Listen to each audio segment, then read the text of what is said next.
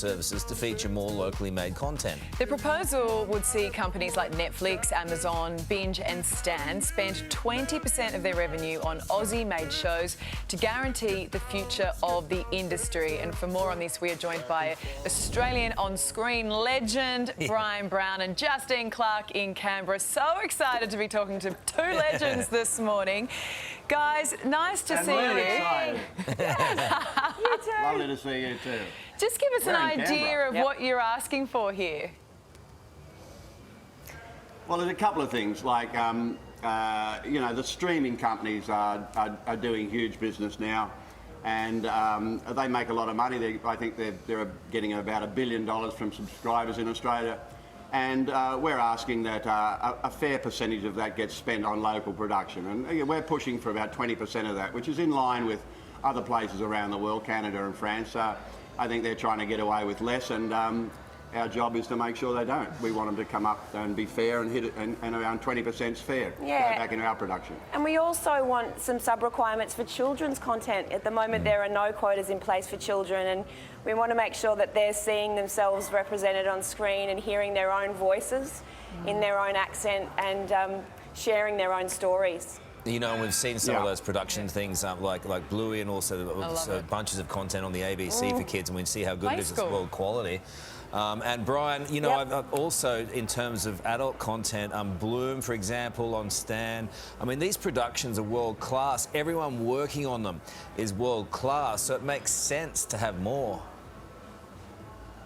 Yeah, I mean, like, it was great doing Bloom. I mean, a heightened idea. You know, eat a berry and he'd become 21 again. Except it didn't happen to me. It happened to everyone else. I couldn't work that out. But, like, you know, it was, and then really, it's you know, it's an understanding of what does that mean, what does life mean to us, what is it valuable to us, and like, they're great themes to discuss in a show, and so the opportunity has to be there for us to explore good stories, but you need cash to do it, and you need these places that are making cash out of Australia to put it back into us. They're putting it back into other countries, so their job is to put it back into us. And I think it's really important that we're having this chat, because I think we see, it feels like all of Hollywood is in Australia right now. So I think there is this sense that the industry here is booming. But I guess the pandemic comes to an end, doesn't it? And what's left for our industry then?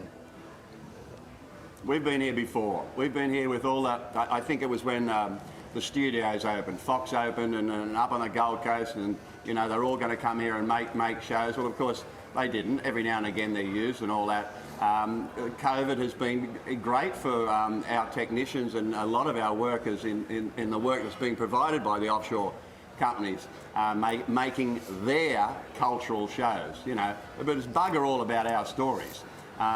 Good for the work, but don't rely on them. What we've got to rely on is our own industry, and we've got to make sure that we're there behind it all the time.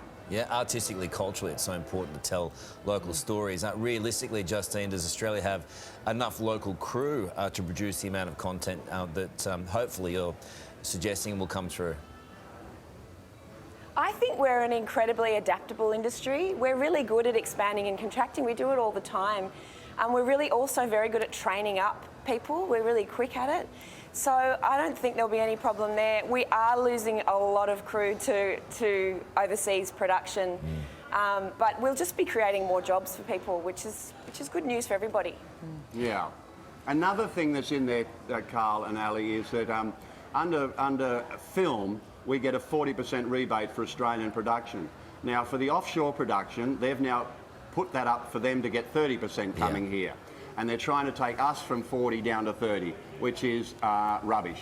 That can't be made to happen. It means that shows like Bluey might not be made in the next 3 or 5 years when somebody else is creating something. That's the kind of thing that will stifle our local industry, which is so important for our country and our people to see our own stories on their screens. What I would say is the politicians down here have been, you know, ready to listen to this stuff. So, you know, we've been down here doing you know, trying to bring them up to speed on this, and we've been getting a very good hearing, and hopefully we can all reasonably come to the right conclusions on this. Well, yeah, but if anyone wants to contact their local federal MP and talk to them about how much they love Australian stories, I think that would help too. For sure. I don't think anyone can say no to you two.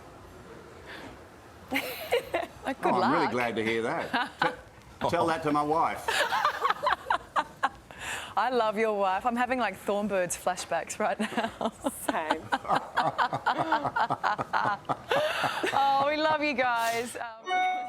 Bryan Brown. Well, look what the cat dragged in. Thank you, mate. Almost went like that. Lovely to see you.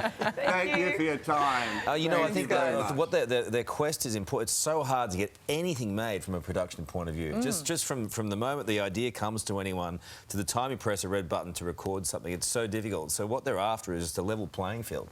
That's not too much to ask for. And it's so important from a creative sense and a cultural sense to have Australian content on Australian television. So to have dramas, to have documentaries, and what Justine was saying there, kids shows. You know, we want our kids to hear Aussie accents. I mean, everything else as well, sure, but more Aussie accents that represent them. Yeah, fully support them. And a reminder that Stan